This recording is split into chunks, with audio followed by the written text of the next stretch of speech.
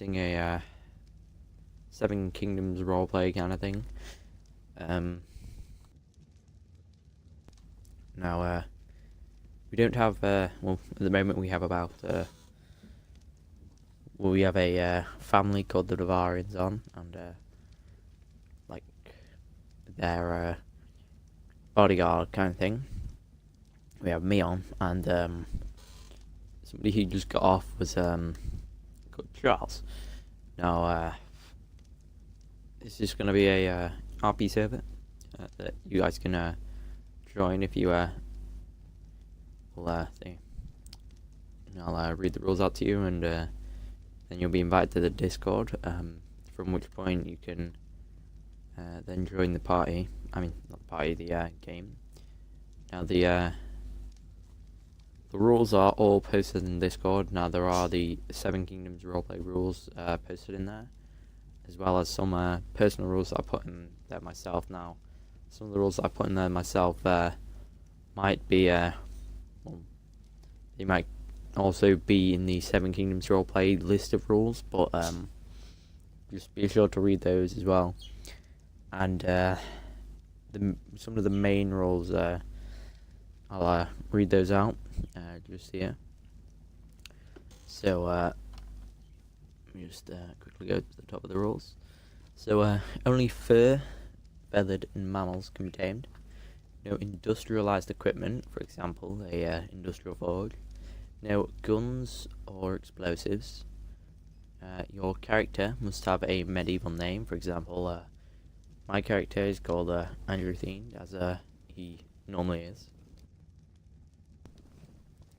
And all players must roleplay. If they are found not roleplaying, they will have a ban sufficient to how much they went out of roleplay. Your professions that you will have chosen will classify as roleplay. So if you, for example, were a blacksmith and you started crafting stone structures, and well, a blacksmith on a farm, let's say, and you started crafting stone structures, which is a job that only a stonemason can do, then that would be considered going out for roleplay. And if you're killed, I know that this one definitely is in Seven Kingdoms roleplay. If you're killed while people are around you, you have to wait 15 minutes before retrieving your corpse. This is only, once again, if other people are around, and you'll have to pretend that you've suffered from some sort of amnesia effect. So you forget everything leading up to your death. So, for example, a man went into the woods and he was jumped by a thief, and he wouldn't give up his gold, so the thief shot him in the face and took his gold from that point. Now, that would only be considered a player death, depending on whether the character wanted to do a character kill or just a normal player kill. Now, they would forget everything up to the point from when they entered into the woods. Now, let me just quickly scroll down a bit to the more recent rules that have been added in that I've put in. So, all players must spawn Highlands Northeast, which is where you'll be given a free tame, which is a Equus. This is just to make it so people can get around easy. Now, you can either choose to accept this gift or deny it, as it's up to you. Now, if you do accept this, then what you'll need to have is, like, the story for it is found a horse on the beach that was ready for you to take its reins, and it was fine with you taking its reins, so you rode off on it. Now, all characters must be realistic. They can't be, for example, really fat with long, thin legs, because they just wouldn't be able to hold themselves up. Now, another thing is, because brick is just about the most OP structure in Primitive Plus, only keeps and kingdoms can be made of brick.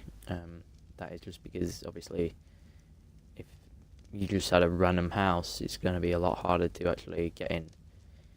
Now, All players must stay in the highland, either the highlands, snow connected to the highlands, redwood connected to the highlands, or the eastern part of the river in the desert. And also, all players must have default gamma correction, which is halfway, and I'll show you here.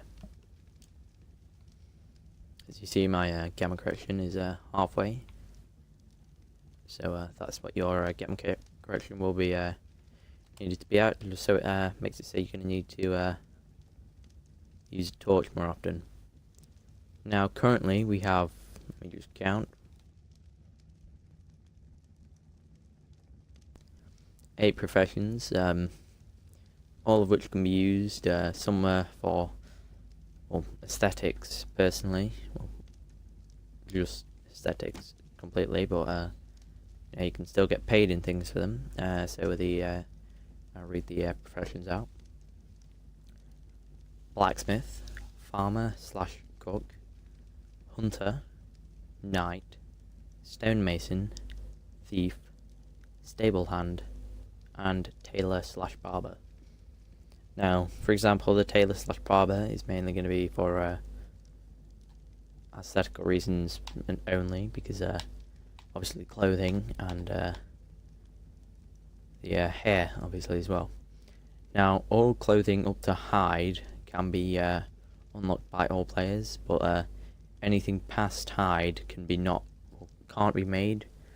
Apart from, if you're a tailor, you can craft all clothing apart from the metal gear. Now, yeah, so that was an example for that. Now the currency for each profession will be you'll just be given your currency when you pick your professions, as we don't want people just picking the ones with the highest currency that they'll get. Now the currency is black pearls, which in game shall be called gold pieces or just gold. Now you can pick up to 2 professions. For example, I'm a stonemason and blacksmith, which is 2 pretty good rolls to have together, because see, I have 820 weight currently, and both rolls require a sufficient amount of weight to, because obviously as a blacksmith you have to move a lot of wood and such, metal and such. But yeah, if you guys would like to join the server, just add my account. Well, no, not add my account, but send my account a message saying that you'd like to join into the server, from which point I will invite you to a party if we are not in the middle of an RP, and I'll read you the rules, and you can pick your professions, write your backstory, and then you'll be set on your way to RP in the on Ragnarok. Now, if you aren't aware of the locations, let me just quickly go take a look at the wall map that we've got outside. It's in a bit of a funky position, but I'll just shoot arrows at the locations where you're allowed to stay inside. Now, the biggest area that is going to be heavily restricted is the all areas outside of the points I'm not going to shoot with an arrow are going to be restricted from players, but the main location that people will not be able to go is Viking Bay, because Viking Bay obviously has the riptids at the bottom near the Viking ship, which can obviously give them black pearls easily, which means that they can pretend that they have earned the gold pieces, but they actually haven't. So obviously this is the highlands here. Let me just see if I can actually get that arrow to stay in there. Nope. Right, and then this whole entire snow here, going all the way down to this point here, is all allowed to be built in and whatnot. Now I do heavily advise building in here, apart from if you do get a set of fur armor. One of the admins who actually lives in the snow will trade you your primitive fur for Ascendant first, so you can actually survive in the snow. And the shop is actually in the snow as well, so that is convenient because of that. Now the other area that you're allowed to go in is the Redwood, which is right here. All of this burgundy kind of area, I suppose. And then down here, now you cannot go on this side of the river, which which my crosshair is on currently. If you are found going on this side of the river, then this could be this is a offense against the server rules. So depending on the admin that has the person that has found you, and depending on whether it's me or the other admin that finds you or disciplines you for doing it, you may get a temporary ban, or you may just get a warning.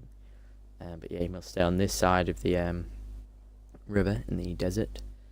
And yeah, that's just about all of the things. Now, obviously, you can read through all of the rules on the Discord.